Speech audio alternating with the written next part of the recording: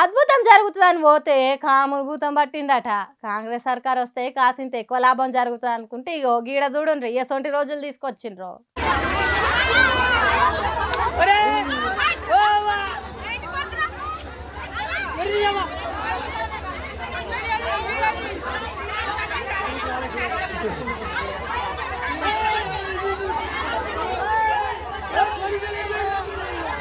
చూసిండ్రా ఎట్లున్నదా ఫైటింగ్. ఇన్ని రోజులు లైన్లలో పెట్టిన చెప్పులు ఇప్పుడు చేతులకు చేరి తోటి రైతులను కొట్టుకునే కాడికి వచ్చింది. షిగలు పట్టుకొని లాక్కుంటా పీక్కుంటా పొట్టు పొట్టు కొట్టుకునే సెంటర్లు అయినాయి యూరియా ఇచ్చే సెంటర్లు.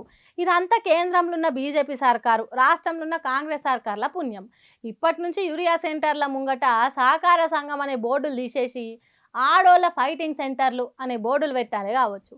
ఎట్లాగో సీఎం రేవంత్ రెడ్డి తెలంగాణ మోడల్ అనే పేరుతోని ఆటల జోరును పెంచుతా అని చెప్తున్నాడు కాబట్టి ఈ చెప్పులతోని కొట్టుకునే ఆటలను కూడా దాంట్లో భాగంగానే చేస్తున్నాడా ఏంది అన్నట్టు మాట్లాడుకుంటున్నారు ఈ లొల్లులు చూసినోళ్ళు. మరి లేకుంటే ఏంది గింత ఘోరంగా చేస్తారా తెలంగాణ రైతులను? ఎన్ని రోజులు పడుగాపులు కాసినా ఒక్క యూరియా బస్తీ ఇయ్యరు. కనీసం అక్కడ ఎటువంటి లొల్లులు కాకుండానైనా చూడాలి కదా.